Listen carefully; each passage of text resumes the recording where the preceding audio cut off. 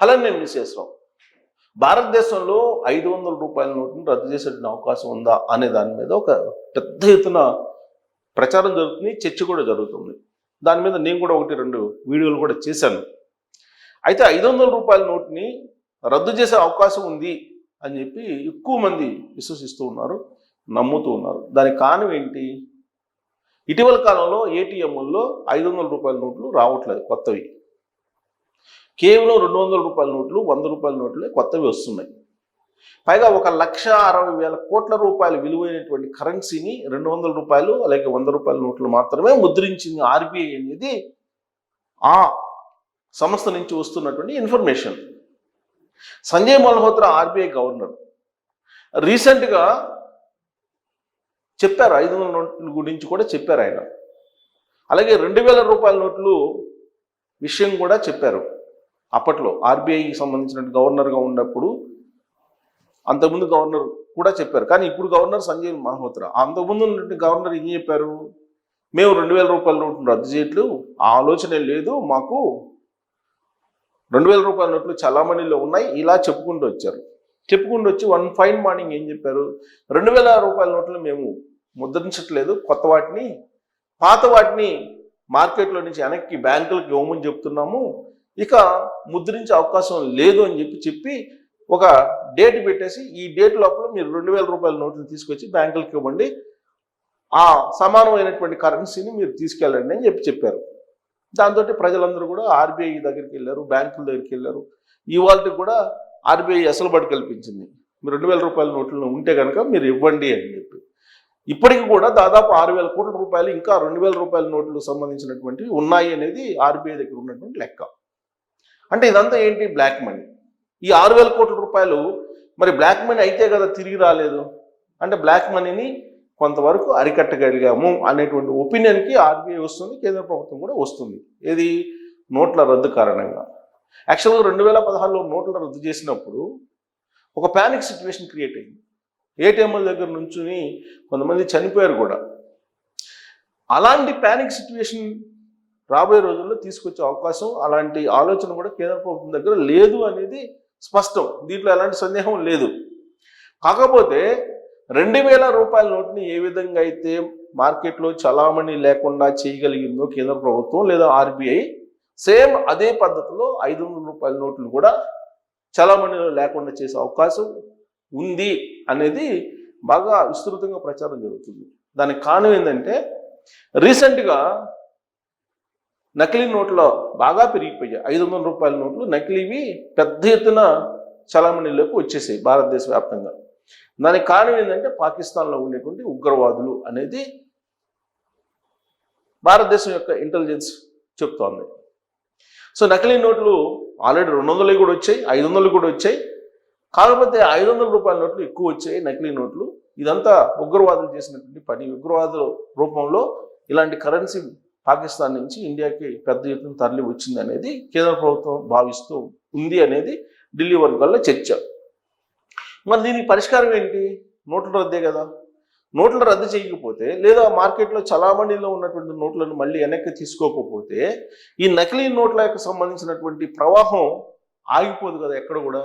ఇంకొక అంశం ఏంటంటే, ఆర్బీఐ మార్గదర్శకాల ప్రకారం, ఆర్బీఐ చట్టం ప్రకారం ప్రతి 3-4 సంవత్సరాలకి కరెన్సీని మార్చుకోవాలి. అంటే చలామణిలో ఉన్నటువంటి కరెన్సీని బ్యాంకులకు ఇచ్చి మళ్ళా కొత్త కరెన్సీని కొత్త సిరీస్ తోటి విడుదల చేసినటువంటి వాటిని చలామణిలోకి తీసుకెళ్ళాలి. ఆల్రెడీ నిబంధన ఉంది ఆర్బీఐలో. ఆ నిబంధనని కాకపోతే పట్టించుకోరు, గవర్నమెంట్ పట్టించుకోవాలి. అందుకే బ్లాక్ మనీ పెరిగిపోయింది భారతదేశంలో. బ్లాక్ మనీ విపరీతంగా పెరిగిపోయింది.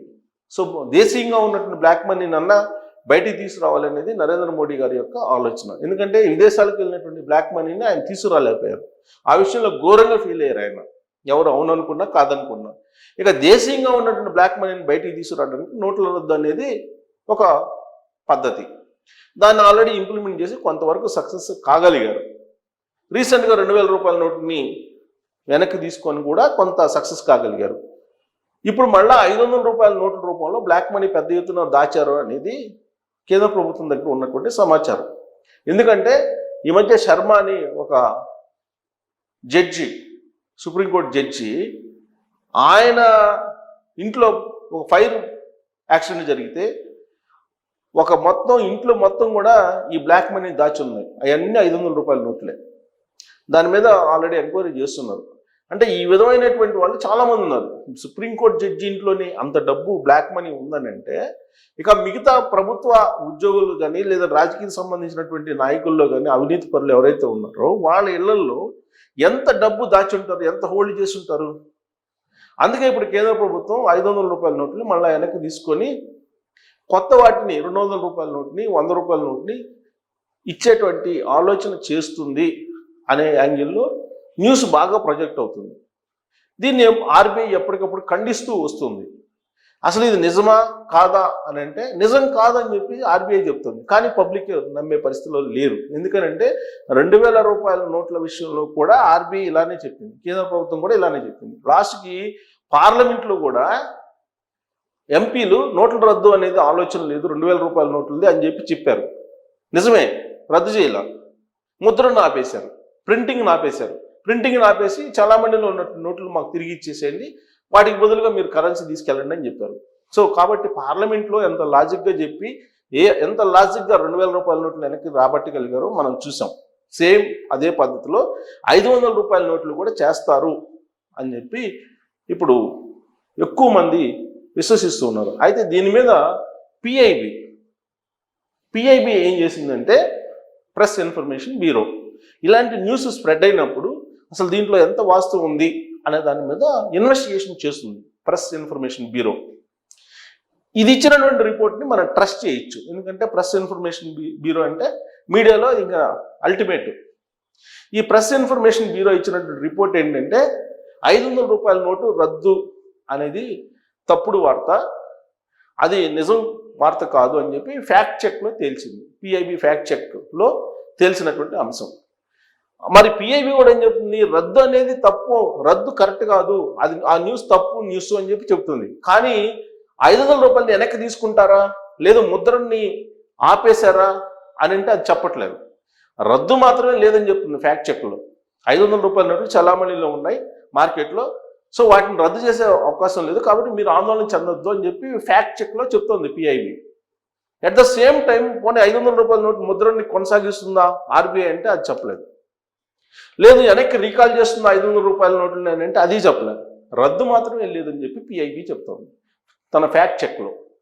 సో కాబట్టి పిఐబి చెప్పేటువంటి ఫ్యాక్ట్ చెక్లో కూడా కొన్ని సందేహాలు ఉన్నాయి ఇప్పటికీ కూడా. అది ఆర్బీఐ చెప్పాలి, మేము ముద్రని జరుగుతుందా లేదా జరగట్లేదా, ఇది క్లారిటీ ఇవ్వాలి. ఈ క్లారిటీ కనుక వస్తే 500 రూపాయల నోట్ని భవిష్యత్తులో మళ్ళీ వెనక్కి తీసుకునే అవకాశం ఉందా లేదా అనే దాని మీద స్పష్టత వస్తుంది. అప్పటి వరకు ఈ న్యూస్ తప్పని ఎంతమంది చెప్పినా మెజారిటీ పీపుల్ దీన్ని విశ్వసించే పరిస్థితుల్లో లేరు. సో పైగా ఇప్పుడున్నటువంటి పరిస్థితుల్లో చంద్రబాబు నాయుడు గారు ఎన్డీఏలో కీలక భాగస్వామిగా ఉన్నారు. ఆయనే ఉంటున్నారు 500 రూపాయల నోట్లు రద్దు చేయాల్సిందే అని అంటున్నారు. ఎప్పుడు ఢిల్లీ వెళ్ళినప్పటికి కూడా ఆయన నీతి ఆయోగ్ చైర్మన్ని కలుస్తున్నారు. కలిసి 500 రూపాయల నోటు సంగతి ఏం చేశారని చెప్పి అడుగుతున్నారు. ఇప్పుడు తాజాగా మళ్ళీ ఢిల్లీ వెళ్తున్నారు చంద్రబాబు నాయుడు గారు. ఖచ్చితంగా మళ్ళీ నీతి ఆయోగ్ చైర్మన్ పనగారియా గారిని కలిసే అవకాశం ఉంది. ఈ 500 రూపాయల నోటు గురించి ఖచ్చితంగా ప్రస్తావిస్తారు. దానికి కారణం ఏంటంటే ఆంధ్రప్రదేశ్లో లిక్కర్ స్కామ్ సందర్భంగా బ్లాక్ మనీ పెద్ద ఎత్తున వైఎస్ఆర్ కాంగ్రెస్ పార్టీలో ఉంది, వైఎస్ఆర్ కాంగ్రెస్ పార్టీకి సంబంధించి కొంతమంది నాయకుల్లో. సో అవంతా బయటికి తీసుకురావాలంటే ఖచ్చితంగా 500 రూపాయల నోటు రద్దు చేయాలి. అది రద్దు చేస్తే ఈ మొత్తం బ్లాక్ మనీ బయటకు వస్తుంది అనేది ఆయన ఉద్దేశం అయి ఉండొచ్చు. లేదా జనరల్గా అంత నేరోగా ఆలోచించారు చంద్రబాబు నాయుడు గారు. విస్తృతమైనటువంటి దేశ ప్రయోజనాల దృష్ట్యా 500 రూపాయల నోటును రద్దు చేసి డిజిటల్ ట్రాన్సాక్షన్స్ని పెంచండి అని చెప్పి చెప్తున్నారు ఆయన. సో ఇప్పుడు కేంద్ర ప్రభుత్వం సరిగ్గా ఎన్నికల సమయంలోనే ఇలాంటివన్నీ చేస్తూ ఉంటుంది. బీహార్ ఎన్నికలు చాలా ప్రతిష్టాత్మకం కేంద్ర ప్రభుత్వానికి. సో బీహార్ ఎన్నికలకు ముందు 500 రూపాయల నోటుకు సంబంధించినటువంటి అంశాన్ని తెర మీదకి తీసుకొచ్చే అవకాశం ఉంది అనేది ఢిల్లీ వర్గాల్లో వినిపిస్తోంది. మరి బీహార్ ఎన్నికల సందర్భంగా 500 రూపాయల నోటు రద్దు లేదంటే తిరిగి ఇచ్చేయండి అనే డెసిషన్ వచ్చే అవకాశం ఉందా లేదా అనే దాని మీద మీరు కామెంట్ చేయొచ్చు. Thank you.